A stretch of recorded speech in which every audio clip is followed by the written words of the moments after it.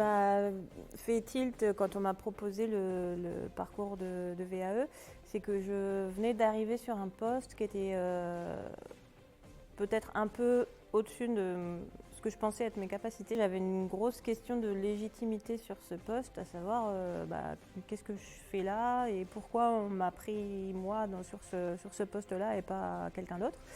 Et le fait d'espérer valider une licence professionnelle dans mon domaine de compétences, ça légitimait quelque chose. Il y avait des professionnels qui reconnaissaient que j'avais les capacités de faire ce que je faisais. Alors pour moi, les principales difficultés, c'était déjà un manque de temps. Ma mission était très très prenante et du coup, j'arrivais pas à me dégager du temps pour réfléchir au dossier, rédiger le dossier, lié à vraiment une peur que j'avais de ne pas être capable de réussir et d'aller sur un échec.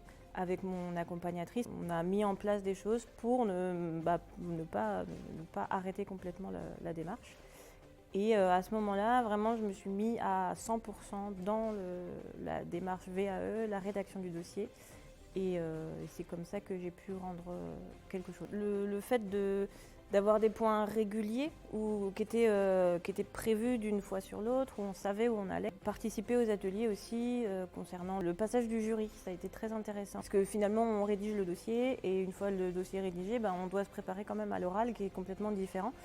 Et d'avoir cet atelier, ça a été très bénéfique puisque ça enlève un certain stress aussi de se dire comment ça va se passer, qu'est-ce qu'ils vont potentiellement me demander, en fait, pendant l'atelier, on répond à ces questions-là. Donc on part pas dans tous les sens le jour de l'oral puisque finalement on a bien préparé l'entretien. Je le dis sans aucun complexe, hein. Si j'ai validé cette licence pro, c'est à 80% grâce à mon accompagnatrice. Et à 20% parce que j'ai travaillé. Mais si elle n'avait pas été là, de toute façon, j'aurais abandonné. Donc, c'est pas que de la motivation, c'est vraiment avoir quelqu'un qui croit en vous et qui vous dit, au moment où vous êtes vraiment à vous dire de toute façon je suis pas capable, qui vous dit si, moi je pense que vous êtes capable. Il faut juste essayer, mais vous êtes capable. Et rien que ça, ça permet de se dire finalement peut-être que et d'avancer.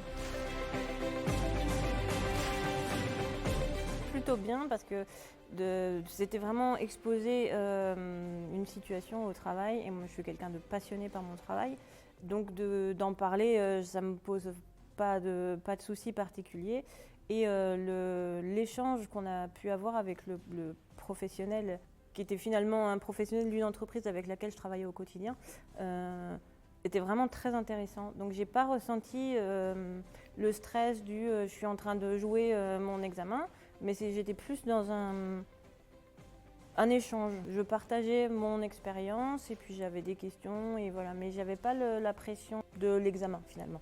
Et le fait que mon accompagnatrice du coup était là, on a pu discuter avant, j'avais un point de repère aussi de quelqu'un que je connaissais. Je pense que ça aide vraiment beaucoup. Ça a eu un impact très bénéfique puisque j'ai pu changer de travail. Je suis maintenant dans un vrai poste de chargé d'affaires en réseau et télécom. Je pense que si j'avais pas à un moment donné fait cette démarche et réussi, j'aurais jamais accepté d'aller sur un poste avec autant d'inconnus et autant de technicité. Parce que j'étais pas du tout sûre que j'y arriverais et le fait d'avoir obtenu la licence pro, ça a marqué quelque chose. J'ai réussi à l'obtenir, donc je peux potentiellement tenter autre chose.